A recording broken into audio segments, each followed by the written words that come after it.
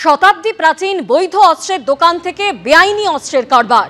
বিবাদী বাগের বৈধ অস্ত্রের দোকানে ৩ কর্ণধারের পুলিশ হেফাজত। সুবীর দা, আবির দা, সুব্রত দার 7 দিনের পুলিশ হেফাজতের নির্দেশ। রহড়ায় অস্ত্র উদ্ধার কাণ্ডে বেঙ্গল এসটিএফ এর জালে দ্রা ব্রাদার্স। ৪ আগস্ট রহড়ায় ফ্ল্যাট থেকে ৯০৫টি কার্তুজ, ১৬টি আগ্নেয়াস্ত্র, লক্ষাধিক টাকা বাজেয়াপ্ত করা হয়। রহড়ায় অস্ত্র উদ্ধার কাণ্ডে গ্রেফতার লালবাজারের কাছে অস্ত্রের দোকানের ৩ মালিক। শতাব্দী প্রাচীন অস্ত্রের দোকানের ৩ মালিককে গ্রেফতার করল বেঙ্গল এসটিএফ। বেআইনিভাবে কার্তুজ লেনদেনের অভিযোগে দোকানের ৩ মালিককে এসটিএফ গ্রেফতার করেছে। প্রচুর কার্তুজের খোল লেনদেন করা হয়েছে এমনটাই অভিযোগ বেঙ্গল এসটিএফ সূত্রে খবর। রহড়ায় অস্ত্র উদ্ধার কাণ্ডে গ্রেফতার লালবাজারের কাছে অস্ত্রের দোকানের ৩ মালিক। ঠিক কি অভিযোগ রয়েছে, বেআইনিভাবে কিভাবে কার্তুজেরা লেনদেন করত, সুকান্ত জানাও।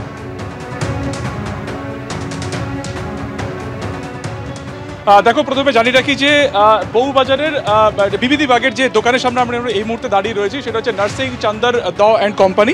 এই দোকানটি যা সরকারি লাইসেন্স প্রাপ্ত, যা ইতিমধ্যে গতকাল বেঙ্গল এসটিএফ এর তরফে যা সিল করে দেওয়া হয়েছে। এই বছরের গোড়াতে ফেব্রুয়ারি মাসে জীবনতলাতে একটি অস্ত্র কারখানার হদিশ মেলে এবং সেইখান থেকে প্রথমবার এই দোকানের নাম সামনে আসে, যেখানে প্রচুর পরিমাণ বেআইনিভাবে এই সরকারি যে দোকান বা সরকারি লাইসেন্স প্রাপ্ত দোকান সেখান থেকে বিপুল পরিমাণ কার্তুজ এবং আগ্নেয়াস্ত্র তা কিন্তু খোলা বাজারে চলে গিয়েছিল। তখন সেই সময় এই দোকানের দুজন অডিটর যারা রয়েছে, যারা মূলত হিসেব দেখেন কোন বন্দুক কখন যাবে বা কোনটা লাইসেন্সের জন্য রয়েছে, সেটা তাদেরকে গ্রেফতার করা হয় এবং তারপরে কিছুদিন এই দোকান বন্ধ থাকে।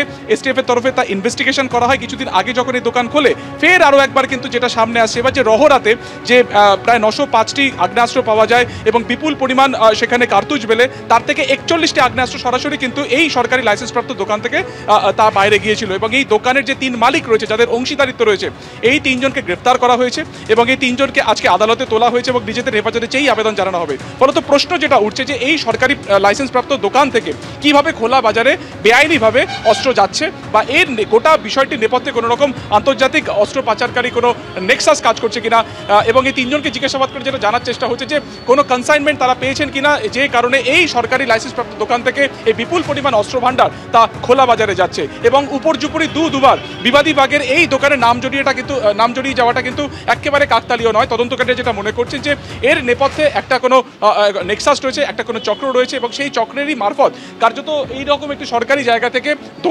দোকান থেকে খোলা বাজারে কিন্তু আগ্নেয়াস্ত্র চলে যাচ্ছে।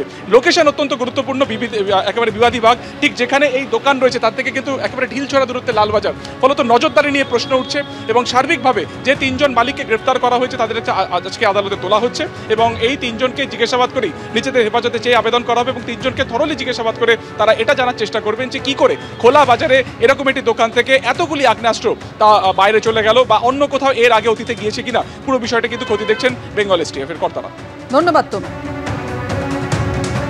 অর্থাৎ বুঝতেই পারছেন এই প্রথম নয়, বেআইনি অস্ত্র কারবারে বারবার স্ক্যানারে বিবাদী বাগের এই দোকান। এবার রহড়ায় অস্ত্র কার্তুজ উদ্ধার কাণ্ডেও একই দোকানে হানা। গ্রেফতার দোকানের ৩ মালিক সুবীর দা, আবির দা ও সুব্রত দা। বেঙ্গল এসটিএফ তারা অভিযান চালিয়ে বাজেয়াপ্ত করেছে সিঙ্গেল ও ডাবল ব্যারেলের ৪১টি বন্দুক। ৪১টি এই যে অস্ত্র যেগুলো তারা উদ্ধার করেছে, সেই অস্ত্রের স্টক রেজিস্টারে নেই, অর্থাৎ উল্লেখই নেই রেজিস্টারে, এমনটাই বেঙ্গল এসটিএফ সূত্রে খবর। কোথা থেকে কেনা হয়েছিল এই ৪১টি অস্ত্র তারও কোনো উল্লেখ নেই। এসটিএফ সূত্রে এমনই খবর, স্টক রেজিস্টারে হিসেবে কারচুপি করে বেআইনি অস্ত্রের কারবার চলছিল। জীবনতলায় কার্তুজ উদ্ধার কাণ্ডে গত 15ই ফেব্রুয়ারি একই দোকানে অভিযান চালায় বেঙ্গল এসটিএফ। অভিযানে গ্রেফতার হন দোকানের 2 কর্মী। দোকান সিল করে দেওয়া হয়, ফের খোলা হয় দোকান। এবার রহড়ায় অস্ত্র উদ্ধার কাণ্ডেও আবার স্ক্যানারে বিবাদী বাগের এই দোকান। বাবুকে চিনতেন? এত আর্মস কোত্থেকে পেলেন?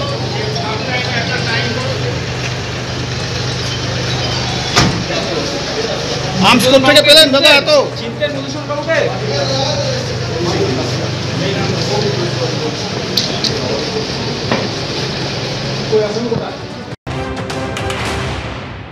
এই যে এমসি দা অ্যান্ড কোম্পানি, যাদের এই রকম জায়গায় ডালহৌসির মোড়ের ওপরে, যেখান থেকে ১০০ মিটার দূরে হচ্ছে লালবাজার, যাদের এটা দেখাশুনো করার কথা। দেখো, তোমার প্রায় ৪১টা ফায়ারআর্মস রিকভারি হয়েছিল এই রহড়া থেকে। ৯০৫ রাউন্ড কার্টিজ পাওয়া গেছে, ঠিক ১ মাস ১ দিন হয়েছে। দেখো কোনো নজরদারি নেই। যাদের নজর দেওয়ার কথা, লালবাজার 100 মিটার দূরে অবস্থিত, সাডেন চেক, ডকুমেন্টস চেক করা, চরম lack of watch and supervision. Bengal STF যে কাজটা করেছে সেটা করা উচিত কলকাতা পুলিশের, কিন্তু কলকাতা পুলিশের নজরদারির অভাবের জন্য এটা করা যায়নি।